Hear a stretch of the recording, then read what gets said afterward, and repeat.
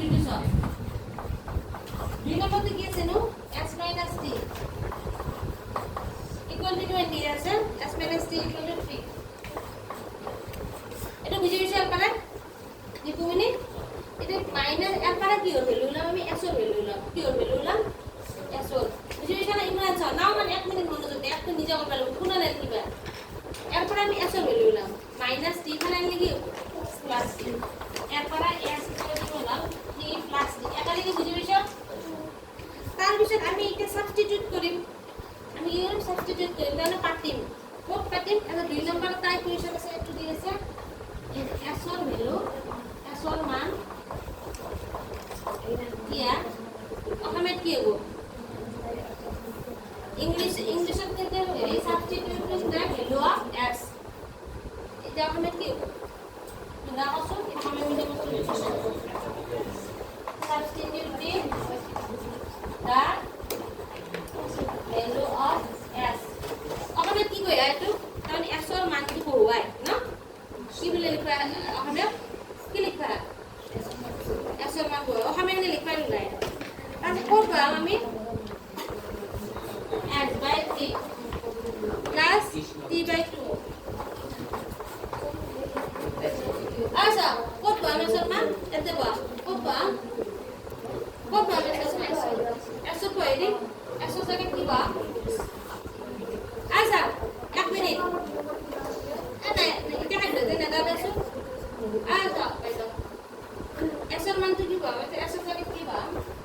t plus d আকালে বুঝে বিছা তাহলে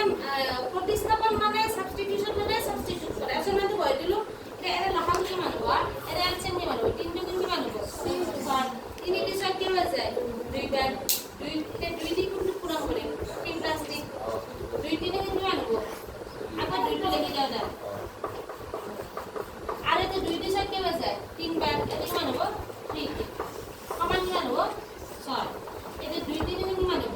6 এটা 2 আর 3 কি গো পুরো নব প্লাস 5 6 6 কি মানা 37 এটা এ 6 টো যোগ হইছে মানে কি হবো অনুরা কি হবো এ 6 টো যোগ হইছে মানে বিয়োগ হবো দুটা কি আর তিনটা কি মিলে এটা কি হবো 5টা কি উল্টা দেখা পালে যদি উঠিলা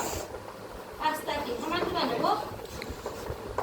60 টি 6 গেলে কি বানা 60 6 গেলে 30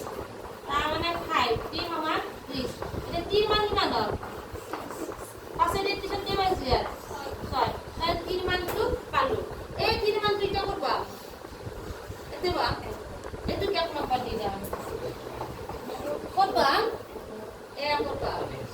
এটা আমি কি করে ওখানে কই দিম লগা putting da value of t in 1 আগে 1 ও একত 3 মান তো হয় না এটা ওখানে কি লিখা একত 3 মান ও 1 এটা s মানে কি হয় s মানে কি হবে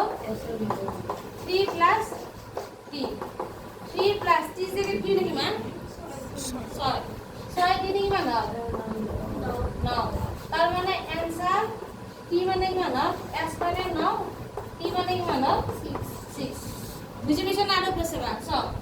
প্রথম তোর পরে আমি s এর মান তুলার মাইনাস t মানে কি হল প্লাস t এই মানটুকু পালো এই 2 নম্বর সমীকরণ s এর জায়গায় পালো এটা লহা পরিমাণ কি দিব 7 3 তে 7 2 বার গেল 2 এর কি পুরো মান 2 তে 7 কি বার গেল 3 বার গেল 3 এর কি পুরো মান এরপর কি করি এই 6 টো হরণ আছে বলে কি হবে পুরো হবে এরপর জানি কি মান পালো 3 মান এই 3 মান তো পাবা